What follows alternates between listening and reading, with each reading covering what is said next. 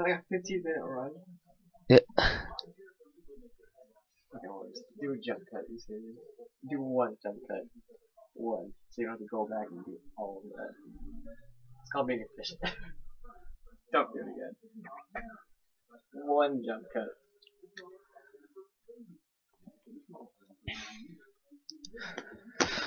What is up, YouTube? This is AlphonZeus of Team Gradelock here with another episode of Team Gradelock Unlocks the Week.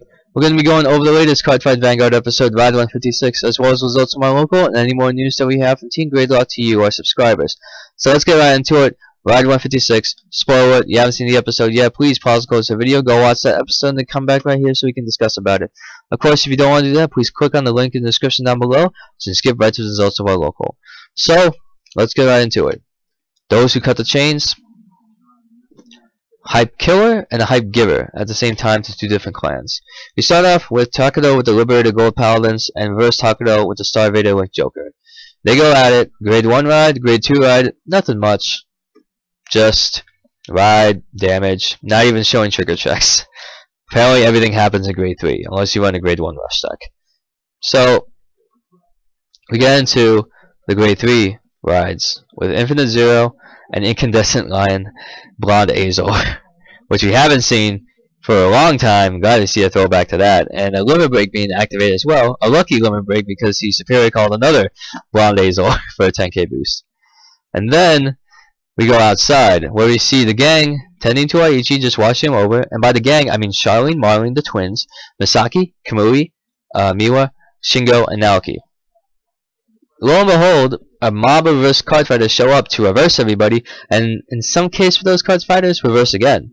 So, first things first, Naoki pulls out the deck, charges in, and starts card fighting people. Everybody follows suit, except for Shingo, who watches over Aichi. Back to the fight. We have the grade 3, and we have a break ride, Infinite Zero over Infinite Zero. 2 rear guards locked. Alright, what can you do to me? Well, Takedo has his trump card, and that trump card just so happens to be Salvation Lion Grand Azor Scissors, the card that started the Unlock Frenzy. So, in this part, we have, say, Counterblast 2, Soul Blast 2, unlock everybody. Oh hey, you have 5 rear guards, 10k and a crit on you. Congratulations. So, he gets in, he goes in for the kill, perfect guard, of course, you got a perfect guard, or just take it like a man. So, after that, assault. Reverse Takedo wants to know, what can he do about this? What can he do in order to bring about an end to this fight? Well, he rides, or break rides, over a very particular card that has defined a different win condition, which so happens to be Star Vader Omega Grandiose. This card is all sorts of crazy and situational. Because first thing that we see, okay, Omega Grandiose. Alright, cool. Then he does a call. He calls Dauntless Dominate Dragon Reverse to a rear guard circle, a Kagero unit. And apparently, according to him in the anime, when a unit with reverse in its name is called, you lock a unit, and you can't use that skill again. Then you can also counterblast one, discard a reverse unit, and all those cards cannot be unlocked, which was the hype killer for any unlock cards out there. So, what can you really do about this? Well, there's a lot, but I'll explain that later. So, after Grandiose was locking, and so far Takedo only had 2 different ways to go about it, just a Vanguard attack and a rear guard attack. But then we see a strategy that not a lot of fighters used. At least this is the first time that I've seen it this season. Which just happens to be the Vanguard and rear guard attacking Takedo's rear guard. And Takedo, of course, not knowing how to play around it, calls a rear guard again, therefore getting Omega Grandiose closer to its win condition, which was revealed later on in the episode. So, we go back outside, and we see the whole fight. We end up having Aichi, poof! Even though Shingo is right next to him. So, what can we do about this? Panic, which is what everyone else did. But going back to that fight, Takedo wants to know what can he do about this? What can he do? Alright, I'm gonna still get 2 attacks in. Okay. Then Starvader, Omega Grandiose, was able to get the skill off 3 times with at least the reversed lock. So he was able to lock a card and discard. He discarded Reverse Cactus, Reverse Amon, and Reverse Lukier in order to keep the locked presence control. And when he was able to lock that last rear guard, he got 5. And because of that, he announced the win condition, which is if you have 5 or more locked cards, you win.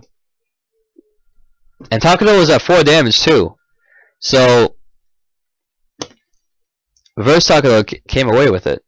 And he took the soul of Takudo and infused it with his own, making an insane combo of power, and now he's probably going to be as broken as hell. Well, that tells it for the season, and unfortunately Leon just so happens to drop the mirror and break and crack it. What can you say about that? So, when Takudo would confront Leon about this, what do we have here? Aichi shows up. Of course he would go back inside, and they have a stare off and they talk a little bit just to get ready for the next episode. Well, we see a glow in Aichi, the glow that we've seen before, but not recently, which so happens to be Psyqualia. Psyqualia making a return. I'm definitely looking forward to this. So, this episode was pretty good, and the preview for the next episode, Korin, is going to be even better, because now we get to see Aichi go up against Korin to finish their fight, and we're going to see if Korin's actually going to ever profess her love or crush to Aichi, whether she's in reversed or out of reversed. I'm looking forward to that fight. So, this episode is pretty good. Hype killer, hype giver at the same time. But if there's anything else that stood out in the episode that I didn't go over thorough enough, please do comment down below so you can get a conversation started. Now, let's get right to the results of our local. I wasn't there on Thursday or Friday. I wasn't able to attend because I had no car, no transportation. Wasn't able to go to Comics and Toys on Thursday. I wasn't able to go to Friendly Fire on Friday. But I was able to go on Game On Saturday. Just a weekly tourney. Well, that tournament was interesting. Well, can't really say much about that tournament. It was interesting, to say the least, like I said. I went in there with Dimensional Robos of Dimension Police, and I went 1-3. Kind of same situation as last week, just a different deck and different opponents. First round I went up against Eric, who's running Alfred Beat. He managed to get his triggers off, got the combos off to really take it to me.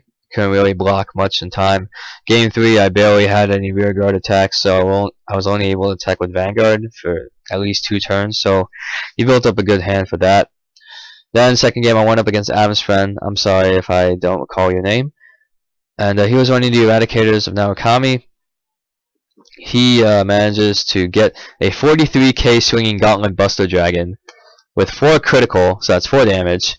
I had no perfect guard and at least 2 grade 3s in hand out of a hand of 5.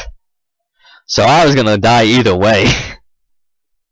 I couldn't do much about that. So I lost that one. And then game 2, he got the double trigger on me because I wasn't able to pull out. I wasn't able to overcome the Eradicators. He just had that hand and I just couldn't finish the job. Game 3, or round 3 I mean, went up against Josh. We were both 0-2 and we knew we weren't able to top, so I ended up giving him the win. And then round 4 I got the bye. Same situation, different deck, but it's, you know, just going through a kind of a tough patch with Cardfight Vanguard now. But you know, that's Vanguard for you. But you know, I still like the game. I'll still play it. It's still, you know, pretty fun. It's not as serious as the other card games. I was about to say card fight games. If you can fight with other card games, that's pretty interesting. So that tournament was interesting, but we did see a top 4 of Peter, CK, Henry, and Rob in ascending order from 4th to 1st. So that was pretty good. Got to see Team Gradelock and Team Dark Matter topping consistently every week. And especially with CK and Henry doing a really good job with it. We also happen to have a Blaze Blue tournament, or BlazBlue if you want to call it, at Game On after our Vanguard tournament was over. We managed to have 8 people in it, and we had at least 3 killers that knew what the heck they were doing with it. We had Grover, somebody I haven't seen before at the local. He mained Kagura, although he was using Carl in the tournament for now until later on. And then we have Ryan of Team Dark Matter who mains Ragnar, and he made it far to 3rd place. And then we have CK who mains Hazama. He made it to 2nd. Grover managed to take away the whole thing because when he got beat by Carl, CK was able to beat him to 2-0 with Hazama against his Carl, and then Grover switched over to Ragnar, who got beat again in another match, and then we went to game 3 where all of a sudden he went Kagura. And Kagura was pretty good. He manages to tie it up, and then Grover ended up taking away with the final win over CK, which was pretty good. And I'm glad that we actually had 8 players for the BlazBlue tournament, even though that most of the BlazBlue players or BlazBlue players weren't that experienced with the game. But we do have a Marvel tournament coming up next week at Game On. So if you are interested in coming out for that tournament, please stop by around maybe 4 or 5 o'clock to get started. So look forward to that event going on.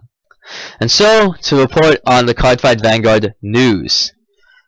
Well then, we have 3 different units that introduce a new mechanic and or make broken a current mechanic in the game. And these 3 cards definitely would probably propel 3 clans to a very big meta list. Or at least an elite meta list. Well, I talked about Omega Grandiose and how it's very interesting with its win condition. However, you're going to have to probably Morikawa this deck quite up because you're going to need the Infinite Zero Break Ride to even get started, unless there are Grade 2 or Grade 1 reverse units in there. Because if there are, then Grandiose can actually be easier to achieve than usual. Because so far the only reverse cards that we know of are Grade 3s. And thing is though, even if you run a lot of Grade 3s, that's not good because if you don't have any Grade 1s or Grade 2s, you won't be able to get it to Grade 3. So, there are ways to play around it. And there are specific clans that actually can take advantage of Omega Grandiose. Well, one of the clans actually that can take advantage of Omega Grandiose is Spike Brothers, because they have their units attacking and then they go back into the deck. Especially when you break ride Dudley Emperor over Jagger, that's a lot of it. That's pretty much 4 guaranteed attacks at least. And you can probably put it up to 5 or 1, 2, 3, 5 attacks. 5 attacks in that turn. And that's pretty good, even if you lock the rear guards. Murakumo, also go back to the deck. Tachikaze and Shadow Paladins, they retire their own rear guards. Some of them with like Raging Form Dragon, others with Dark Rex. Omega Grandiose is probably not going to get its win condition out, and those Grade 3s are going to be dead in your hand. They can probably only serve as just, beat down rear guards, and it becomes just, alright, I have to beat you down, and I'll lock every now and then. And I'll have to sacrifice something in order to keep them locked. Because if I do want to go for game, and am I losing like this, it's going to be pretty hard. Now, even though the wiki says that Omega Grandiose is going to break 5, or Ultimate Break, that's not confirmed yet, so I'll have to stay tuned. We'll all have to stay tuned until, they announce the confirmed skills that Omega Grandiose has. The second card that I want to talk about is concerning Shadow Paladins. Shadow Paladins combines 2 different ones, which is making a current mechanic that they utilize broken, and introducing a new way to play the game, or an almost new way to play endgame. With Revenger Ruler Drag Ruler Phantom, the Crossbreak Ride for Mordred Phantom. This guy right here is unique, like Omega, because Limit Break 4, say I Crossbreak Ride. Alright, Counterblast 1, Superior Call unit. Then, with Drag Ruler, Counterblast 1, retire 2 Avengers. This gets 10k, and if your opponent has 4 or less damage, deal 1 damage to it. Guaranteed. So, you don't even need a rear guard attack to do damage, you can just retire, do a damage, call another rear guard column, and you got yourself a very interesting endgame that probably they're not prepared for. That can definitely accelerate the game and definitely put them on the ropes. Although the damage, you still do a damage trigger check, so if they get a draw trigger or heal trigger, it's going to hurt your chances quite a bit. So Jaguar Phantom is definitely up there with Raging Form Dragon, because with Raging Form Dragon, it has some interesting mechanics against Omega and like Joker, and it also has a restanding Vanguard, something that Jaguar Phantom does not have. Jaguar Phantom guarantees a damage, but still, introducing burn damage into a card game like Vanguard is definitely interesting. Especially, we only have one clan so far that can actually do that, which is fitting so because each clan should have a unique skill that no other clan would have. So, you know, because even with the clans that you have, there are still clans that revolve around a certain mechanic. Whether you got Royals, Golds, Aqua Force, that kind of evolve on having a full field and getting attacks in. It's just that Golds require more of spam and, you know, beat to death, while Aqua Force is more combos with your full field. Then you have Retire Power with, you know, Narukami, Kageros, even though they were, you know, the soul, kind of like Narukami was the, not soul savior, the spiritual successor to Kagero that focus in on Retire Power. And, you know, you also have some Retire Power, Dark Irregulars, and stuff like that. Then you have cards that revolve around the Soul, where Dark Irregulars and Pale Moon, they do that. And then you have cards revolve around the Drop Zone, which is, you know, Glanbu particularly, but also Great Nature kind of as well. Great Nature retires its own units, kind of like Tachikaze, Shadow Paladins as well. So, it's interesting to see this clan in particular get a unique skill such as burn damage.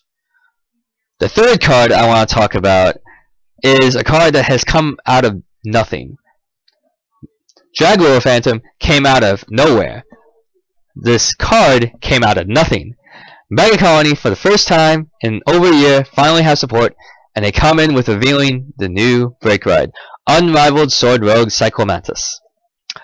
When a Mega Colony rides this unit, Limit Break 4, this unit gets plus 10k, and until end of turn, rest all opponent's units, and those units cannot stand during your opponent's next stand phase. So, even though that it says those units, still, you're resting all of your opponent's units, even if they're already rested. So you rest them anyways. But, they can never stand. This is the thing that Mega Colony needs, and I can't believe I predicted this. That you stun the Vanguard, but you stun all of your guards as well. That's insane, because now you have a counter to break rides, because if they break ride over a regular unit and not another break ride, Cyclomantis has you for game, because you just used your break ride. Alright, you got this, I survive. I break ride Cyclomantis over Cyclomantis. Okay, you can't break ride again, so you have to ride a grade 3 in order to even get one attack in, and probably have to minus quite a bit in order to even get any attacks in. Even for restanding Vanguards, you have to sacrifice something. So Cyclomantis introduces, or at least refines, the category that lock is alright, but when you can stun everyone, including the Vanguard, that is making something broken. Because you are literally negating a twin drive for your opponent, so they can't add 2 extra cards to their hand, and if they have to ride a grade 3 on top of that, they go -1. And that's even for drive check. So, I'm happy that Mega Colony got this card. I know that a lot of people are definitely going to be playing Mega Colony just to see if they can test it out, but they also got Machining support, so that's actually pretty cool too. Glad to see Machining get support beyond just the promos. But Cyclomantis is definitely just the beginning of the Mega Colony support, and I'm totally glad that they got this unit, because now the meta list can increase even more. I know that definitely recently it was announced that the winner of the World Championship was a European player. He ran Dauntless Dote, or Dauntless Draconic Overlord the End. While most of the other players were playing Narukami Eradicators, one other person was playing Ethics Buster, who came in second. And I don't have the deck recipes for those yet. You can probably just check the official website when they post it up. But it's interesting to see that the Draconic Overlord the End is still reigning free in the English meta.